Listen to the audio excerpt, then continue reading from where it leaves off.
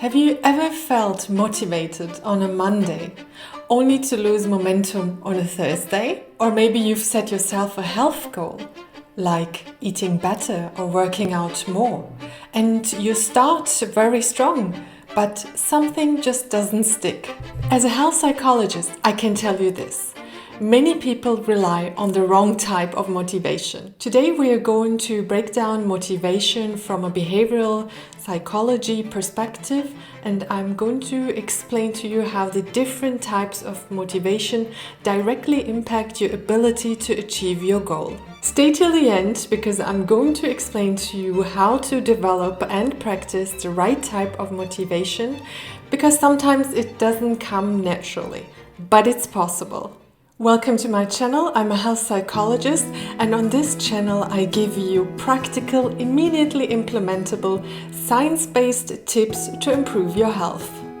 So let's dive in. Psychologists Deci and Ryan developed one of the most influential frameworks for understanding human motivation.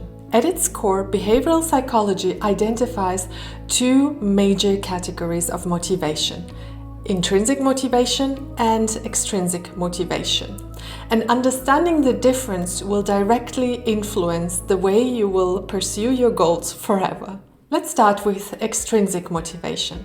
This type of motivation comes with rewards and consequences from the outside. For example, you exercise to lose weight, or you work hard to get a bonus. You eat better because your doctor told you to do so. The behavior is driven by an outcome outside the activity itself. Behavioral psychology shows that rewards can be powerful. According to operant conditioning principles, behavior followed by positive reinforcement is more likely to be repeated. But here's the catch.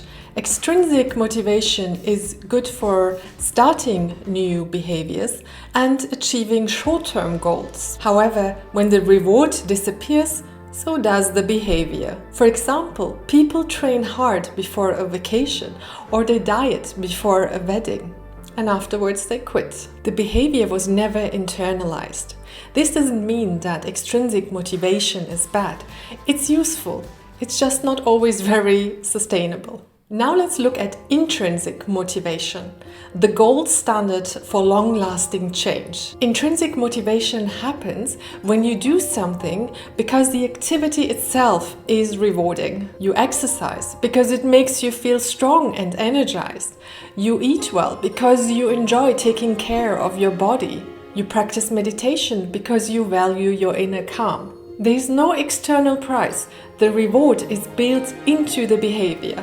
According to the self-determination theory, intrinsic motivation thrives when following three psychological needs are met. First, autonomy.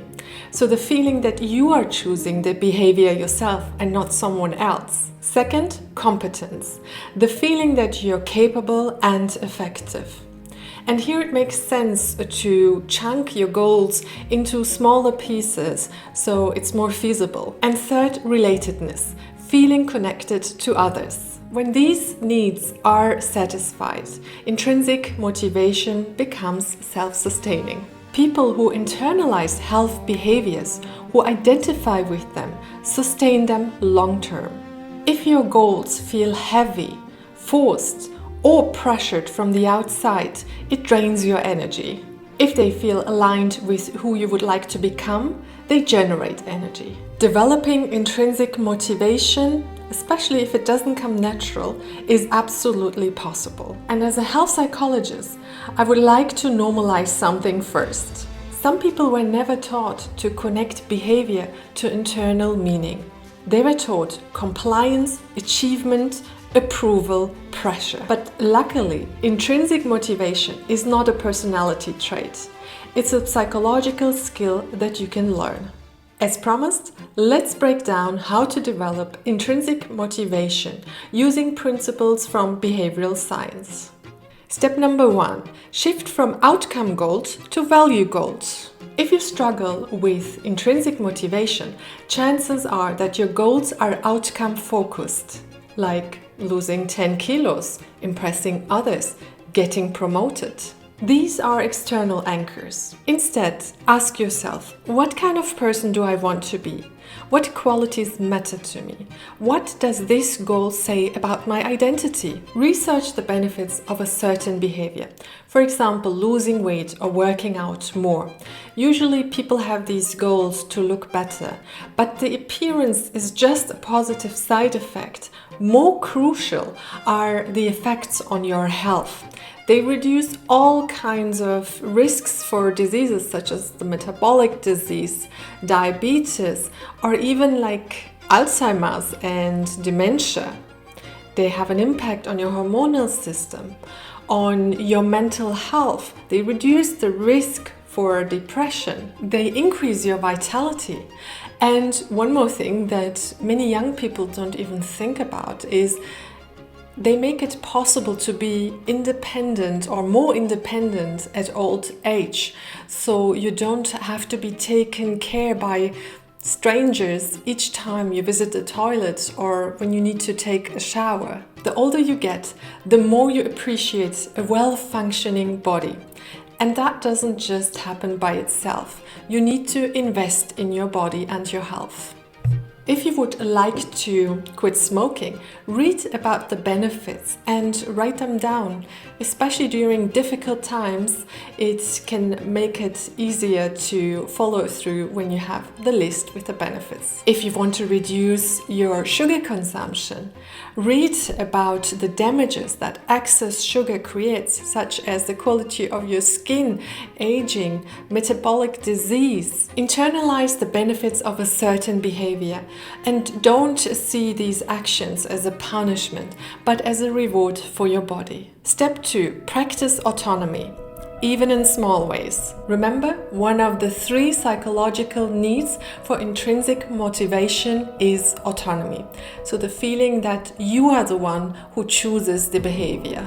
If you constantly say, I have to or I should, your brain interprets that as pressure. Reframe it to, I'm choosing to or I prefer this over, even if the behavior is necessary, such as taking medication or working. Find an element of choice that restores autonomy. For example, if you don't enjoy working out, you could say, well, at least I'm choosing a workout plan that feels feasible to me. Step number 3.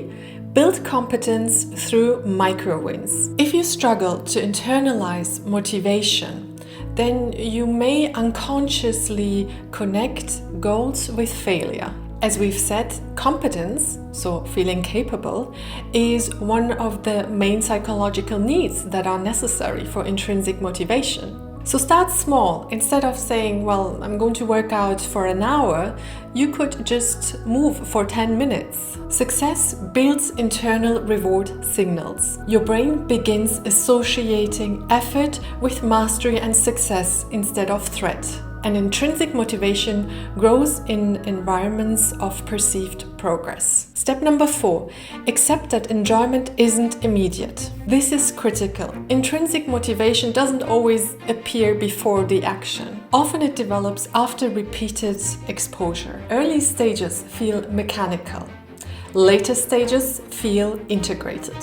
So consistency builds internalization. Last but not least, I would like to underline that you should not shame yourself if you struggle with intrinsic motivation. Many people were conditioned to respond to fear, pressure, and approval. Intrinsic motivation, however, requires self-awareness. But once developed, it becomes much more stable, less exhausting, and so much more rewarding and long-lasting.